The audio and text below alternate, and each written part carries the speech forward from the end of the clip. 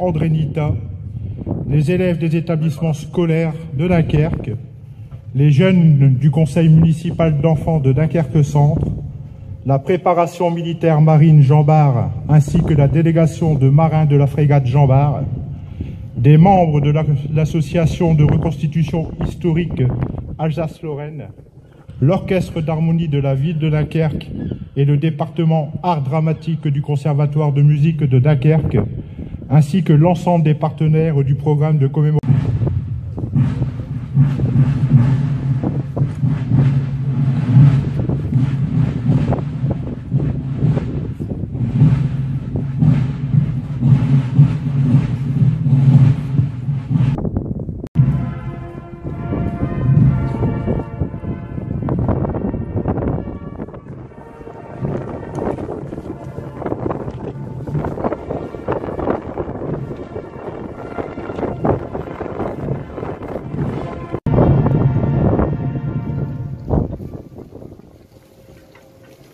De moins de 28 ans. Plus de 3 millions de blessés graves, dont 300 000 aveugles mutilés et amputés, 15 000 gueules cassées, 600 000 veuves, 700 000 orphelins. Tel est, uniquement pour notre pays, l'incroyable bilan des victimes de la guerre 14-18.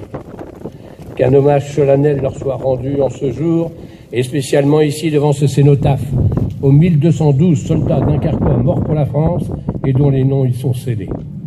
Gloire à ces glorieux anciens qui furent nos pères, pour encore certains d'entre nous, nos grands-pères pour beaucoup. Ils ont connu les puanteurs des tranchées boueuses, réceptacles d'eau nauséabonde, rougis du sang des blessés et des tués. Ils ont vécu avec les rats et la vermine, en bondissant hors la temps, vive la France. Gloire aussi à ceux qui ont combattu sous le drapeau français, les Zouaves, les Goumiers, les Tabors, les Spahis, les tirailleurs africains, les Indo-Chinois ou les Molgaches. 73 000 d'entre eux ont été tués. Gloire aux fusils et marins de l'amiral Ronarc, qui ont tenu l'Isère fin 1914. À Guinemer, abattu ici à une trentaine de kilomètres en septembre 1917, et à tous nos as de l'aviation alors balbutiante, Roland Garros en 1915, René Fonck, Charles Ninguesser, qui reçut la médaille de notre ville en juillet 1917. Gloire à nos marins, naviguant parmi les sous-marins allemands basés à Ostende ou à Zeebrugge, et les milliers de mines larguées en mer. Honneur aux 72 hommes d'équipage du contre-torpilleur français d'étendard, coulés au large de Dunkerque en moins de 3 minutes, en avril 1917, après avoir été frappé par une torpille ennemie. Sous un déluge d'obus, le port a toutefois poursuivi son activité durant le conflit. Arrivée massive de renforts humains, rapatriement de blessés, déchargement des navires, de matériel de guerre et de denrées alimentaires pour les soldats du front, avec l'aide d'Égyptiens ou de Chinois, destinés à remplacer nos dockers mobilisés. Le 18 mars 1919, Jules Guinemer fit décerner à la ville par l'amiral Kess, le vainqueur d'Ostende et de Zeebrugge, en abrégé la DSC Croix du Mérite, soit la plus haute décoration réservée aux officiers de la Royal Navy. Notre ville est ainsi la seule ville française à avoir reçu cette prestigieuse distinction. Mais le conflit ne concernait pas que les Français. Qu'un hommage soit aussi rendu à nos alliés belges qui ont perdu plus de 50 000 des leurs, de 900 000 Britanniques et membres du Commonwealth tués lors du conflit, sans oublier les multiples pertes subies par toutes les autres nations engagées. Gloire à nos amis américains, sans lesquels nous n'aurions pas connu la victoire. Gloire à leurs marines qui repoussèrent l'ennemi dans un corps à corps de légende au bois Bello, près de Château-Thierry. Pour commémorer la victoire, mais aussi pour célébrer la paix. Nous sommes réunis dans nos communes, devant nos monuments aux morts, pour rendre hommage et dire notre reconnaissance à tous ceux qui nous ont défendus hier, mais aussi à tous ceux qui nous défendent aujourd'hui, jusqu'au sacrifice de leur vie. Nous nous souvenons de nos poilus morts pour la France, de nos civils, dont beaucoup aussi ont perdu la vie, de nos soldats marqués à jamais dans leur chair et dans leur esprit, de nos villages détruits et de nos villes dévastées. Nous nous souvenons aussi de la souffrance et de l'honneur de tous ceux qui ont quitté leur terre et sont venus d'Afrique, du Pacifique et d'Amérique sur ce sol de France qu'ils n'avaient jamais vu. Et nous nous souvenons de la souffrance et de l'honneur des 10 millions de combattants de tous les pays qui ont été envoyés dans ces combats terribles. Françaises et Français, nous savons avec quelle force les nationalismes et les totalitarismes peuvent emporter les démocraties et mettre en péril l'idée de civilisation. Nous savons avec quelle célérité l'ordre multilatéral peut soudain s'écrouler. Nous savons que l'Europe unie, forgée autour de la réconciliation de la France et de l'Allemagne, est un bien plus fragile que jamais. Serons-nous dignes de la mémoire de celles et de ceux qui, il y a un siècle, sont tombés? Ainsi, serons-nous dignes du sacrifice de celles et de ceux qui, aujourd'hui, font que nous tenons là, unis, un peuple libre. Vive l'Europe en paix. Vive la République. Vive la France. Guy Lécluse, conseiller municipal délégué à la Défense, aux affaires militaires et aux anciens combattants.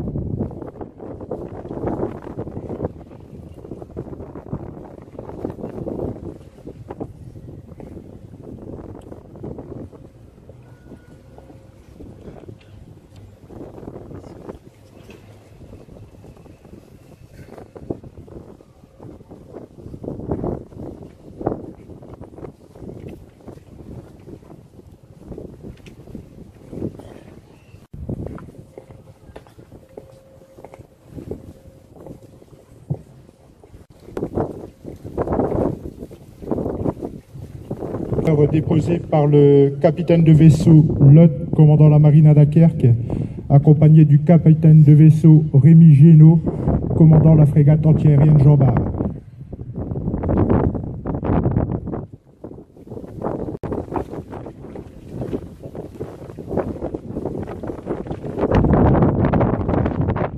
À présent procéder au ravivage de la flamme du cénotaphe du Beffroi.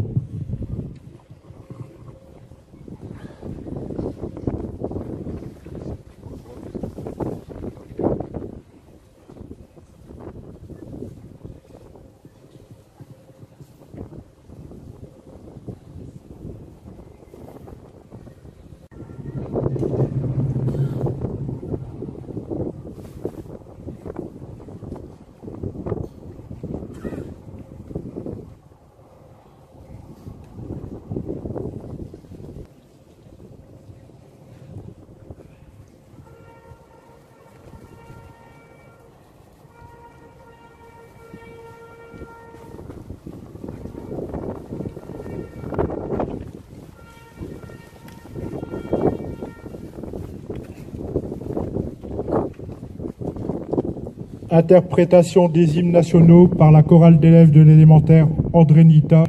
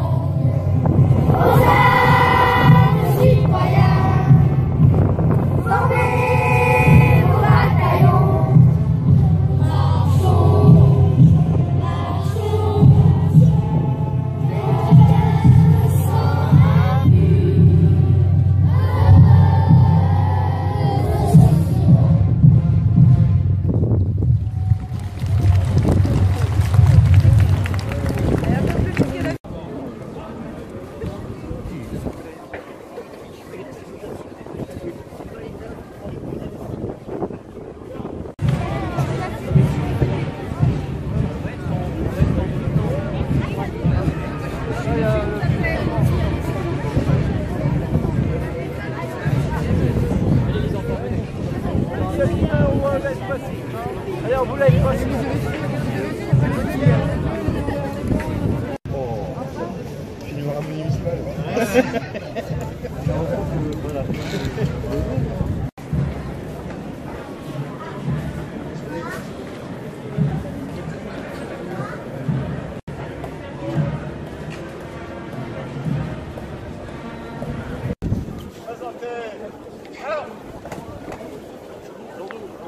Reposez.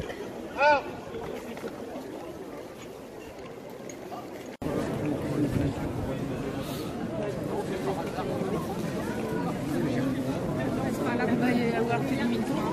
Des jeunes.